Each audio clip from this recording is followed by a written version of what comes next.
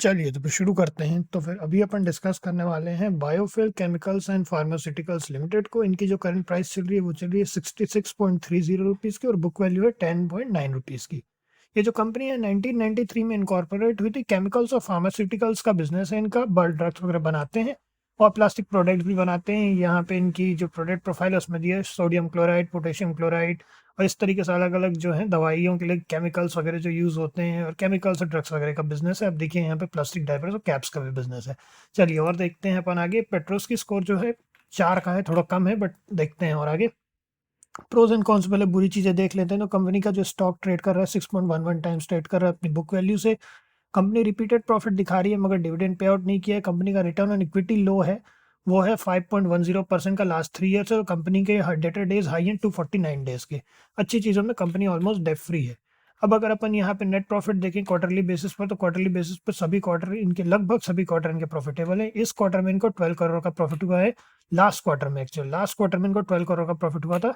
अब जो है सितंबर 2023, उसके पहले जून 2023 में इनको 24 लाख का प्रॉफिट हुआ था। तो अब इसमें अपन अगर देखें तो ज़्यादातर जो है लैक्स में ही इनके प्रॉफिट्स अपने को दिख रहे हैं। और ओवरऑल चलिए अब देखते हैं ईयर बाय ईयर बेसिस पर भी देख लेते हैं।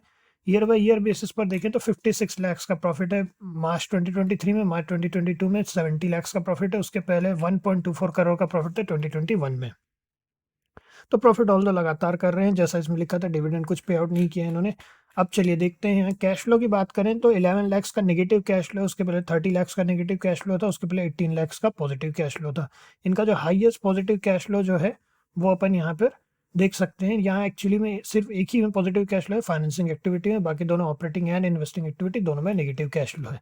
चलिए अब अपन देखते हैं यहाँ होल्डिंग पैटर्न को देख लेते हैं। तो होल्डिंग पैटर्न के हिसाब से देखें तो 46.82% प्रमोटर होल्डिंग है, 0.08% डीआईएस की होल्डिंग और पब्लिक होल्डिंग जो है 53.11% है। और अपनी होल्डिंग प्रमोटर ने उतनी की उतनी रखी है 46.82%। अब चलते हैं चलिए चार्ट पर अगर अपन देखें तो 20% की रैली की थी लास्ट टाइम स्टॉक ने, और जिससे होता है 11.05 रुपीज़ का, जो कि अच्छी खासी रैली होती है। लेकिन अगर अपन एक चीज़ देखें ब्रॉडर स्पेक्ट्रम में तो देखिए कितना हाई से फॉल हुआ है। ये बहुत हाई से फॉल हुआ है। इनकी जो क्लोजिंग हुई थी वो हाई था 339.15 का और वहाँ से फॉल हो करके अब आज ये मात्र 66.30 रुपीज़ पर है। तो इतना बड़ा फॉल जब इसमें आया था, ये आपका 2020 की बात है, दिसंबर 2020 के आसपास की बात है ये, है ना। अगर अपन यहाँ पे देखना चाहें तो एग्जैक्ट भी देख सकते हैं। तो इस तरीके से देख सकते हैं दिसंबर 2020 की बात है। एंड इसीलिए आप लोगों के लिए या सभी के लिए सजेशन है कि जब इस तरह की चीज़ें अपन देख लें तो अपने को काफ़ी केयरफुल रहना है। ठीक। तो अगर हम अपनी कोई व्यू आप लोगों को बताएं तो हम तो 92 के ऊपर ही कुछ भी प्लान कर रहे हैं। 92 के ऊपर ही हम कुछ भी इसमें प्लान करेंगे। इनफैक्ट क्वांटिटी को भी बहुत संभाल करके एंटर करेंगे, क्योंकि प्रॉफिट भी कोई बहुत ज़्यादा आउटस्टैंडिंग नहीं है, लेकिन ठीक है लगातार प्रॉफिट में है। बट स्टिल चूंकि इस तरह का फॉल इसमें एक बार आ चुका है तो बहुत केयरफुल 92 के बाद हम पहला प्लान करेंगे। और अगर थोड़ी सी और सेफ्टी की बात करें और थोड़ा अगर पेशेंस रख सकते हैं, जो कि एक्चुअली में अगर ऑन द हाइंडसाइड अगर देखें तो जिस तरह का इसका ट्रैक रिकॉर्ड है, थोड़ा पेशेंस रखने में ही समझदारी है।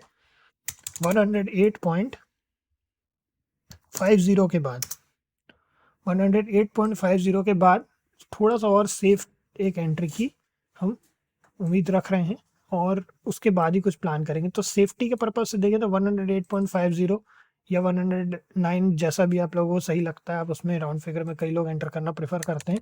तो 109 पर जैसा भी होता है, क्योंकि इसमें ऑलरेडी देखिए ये क्या है ना, बहुत बड़ा फॉल एक बार दिखा चुका है, तो बहुत ही ज़्यादा केयरफुल रह करके इसमें एंटर करना है। अगर करना है एंटर तो एटलीस्ट हम तो बहुत केयरफुली इसमें डील करेंगे। और साथ में जो है इसमें stop loss and position sizing का बहुत ध्यान रखना है, जैसा हम हमेशा बोलते हैं। और साथ ही साथ में ट्रेल करते हुए भी चलना है अपने स्टॉप लॉस को। तो इसमें बस इतना ही है, फिर नेक्स्ट में मिलते हैं आप लोगों से। ओके।